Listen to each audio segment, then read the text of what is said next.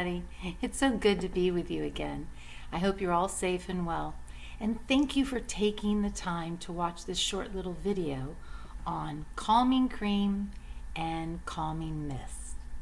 So those of us that are parents and teachers have certainly had an experience with a child that's upset. Now, when we have children that are happy, it's pretty easy to deal and to know what to do with children that are happy and cooperative. It's a lot more challenging as a parent, as a teacher, to deal with a child that's upset. And we've all been there. I mean, this is universal. You can't get away from it, parent or teacher. And it happens from time to time.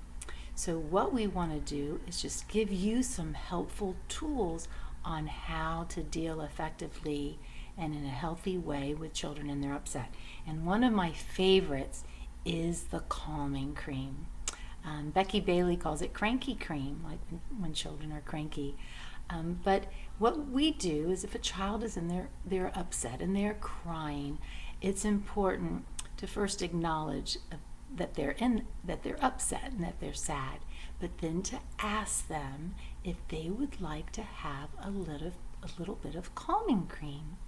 And I can tell you 100%, I always have children want to try the calming cream. Even if they can't even talk, they'll shake their heads yes. And then when they smell it, I let them smell it to see if and this is coconut lemon, so it's divine. It smells wonderful, and it's a sensory, it helps them with that sensory smell that's so wonderful. But then we're just going to put their finger and we're going to dab a little bit of the cream, and then I put it in the middle of their palm of their hands, and I rub it into their hands. And as I'm doing that, I am telling them that I know you are upset. I can see that you're sad, but I am here to keep you safe, and I am going to help you work through this upset, and we're going to get through it together. You can do this. And so while I am rubbing their hands, they are smelling, so they have that positive sensory effect. They also have the touch, which is also very important. A gentle touch is also very important to reinforce to an upset child that they're safe and that you're there to help them. And like I said, with me, it's almost 100% effective with children. The other little calming effect that we have is the calming mist. And this is more of a proactive approach to calming. So, for instance, if you're getting ready to read a story to them at night, it's nice to just spritz a little bit of the air and let them know that this is a calming mist, and it's made with lavender oil. And a lot of hotels will use lavender oils for people that struggle with getting to sleep, and they have those little balls of lavender oil that you can rub on your palms.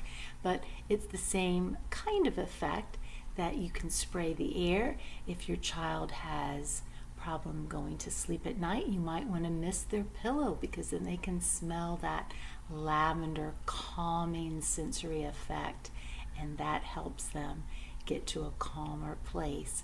So we at Calm love our cream and our mist that help us with children and they're upset, and it helps us with children to get them into a calm place, especially if we're doing yoga with them or we're reading stories. We use the calming mist.